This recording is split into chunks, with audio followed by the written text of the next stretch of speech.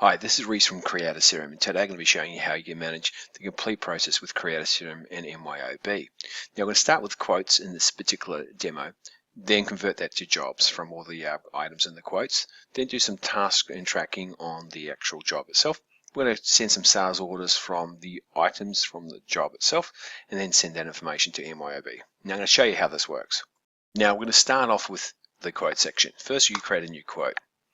You give this a name. This is another test demo in here, and then it will give the quote number in here. We change the status on here to current, and then we do other things where we want to properly assign the customer itself in here, and then we can actually save and view that.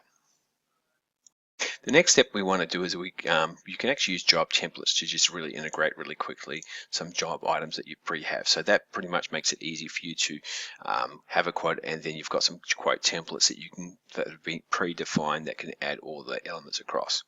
At the moment, we've got something called the D70 handset, and then you create a setup to set up the phone for the client.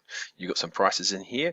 Now, if you want to look under the hood how we have done this, you can, for example, go to the CreataCRM and the product services. We actually have a job template wired to this itself. So what we have is a smart mechanism to say this is a product itself, and this is some services with some tasks and checklists that you need to do for that particular item.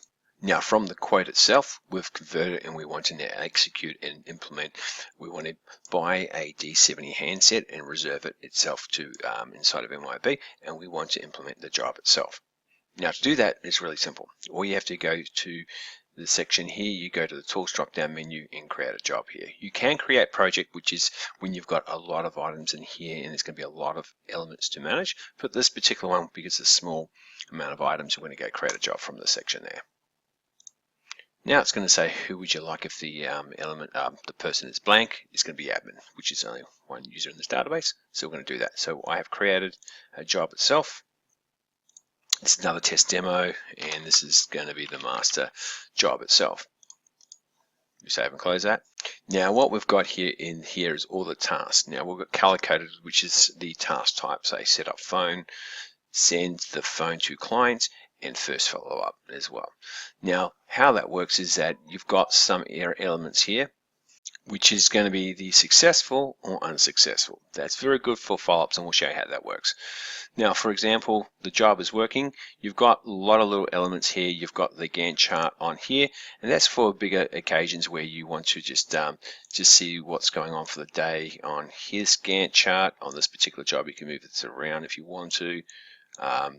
And you've got other elements that you have. For example, you can go to a child job, go to here, and you've got things like the deck itself. Now that means you can quickly go through here and all the users and go, look, you know what, I can do this here, I'm going to do this on Friday, and I can move it around. So you have the ability to really quickly move the tasks around and allow the users to monitor, control these events quite quickly. So let's say the technicians come here, and he's now going to spend some time, so he can press the play button across here and then start timing the actual activity in the section. So you can obviously quote the elements and send them to invoices, but then it gives you the more analytical process of how much time it took to do this. Now when the user is actually finished, he can just simply press the stop button here, and it'll pop up a screen in the section over here and choose the activity type that you want. So it's just going to be like whatever you choose. It's a meeting itself. It will have the description on the task itself, setting up phone and all those elements here, put into the actual time, which we have put in 4 minutes and 24 seconds, and you save and close in there. Now that will then, you can then cross that off. Now what can happen here is you can start ticking through the particular elements as well, and you're crossing the tasks off as we do the process, or the job sheet that you've got to do. Now one thing you can do is like first follow-up, meaning like you've sent the phone and you've done the job, but you're going to do a follow-up. Now what you can do, we've called the client, but you couldn't get through to them. Now you can just click on I was not successful in that section, And what happens, it will create another task for you to do in the second follow-up, and it could be a day's time. So you can have a particular process on this to allow the task templates to follow a process. So I'm just going to go through a few times where I can go, no, wasn't there. I'm just going to refresh that page up here. And final follow-up, no, wasn't there, and refresh it.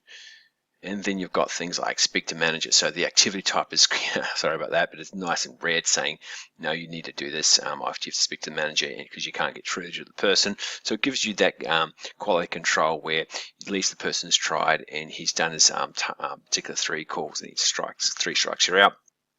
And it works from there. So he's now go, yep, I've talked to the manager about that. So everything is done. So sorry about the refresh. You have to just refresh it to be in this 100%. You complete this particular project and you can cross it off. So that's that part has been done quite nice.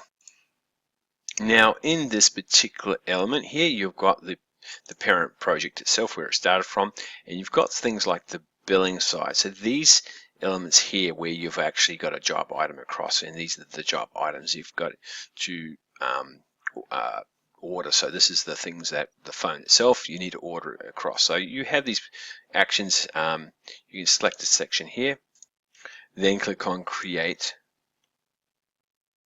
sales. We now need to actually select a warehouse. Now our system itself needs to have a warehouse connected to it. I know that you're going to be, if you're using MYOB as the inventory section, you still have to link all these product servers to a warehouse to work with our system itself. From that, you've got, let's say, the client reference number. This is a test. The customer itself in the account is connected to MYOB, so we need to have that section there. So yes, we click on the AA customer itself. You don't need to contact, and we can press OK, and that creates a sales order on our side of the fence. Now you've got the line items here. You can check on there. These are the line items you can do. We've just got to leave it as reserve, and we've now sent that across into our section there to create a sales order.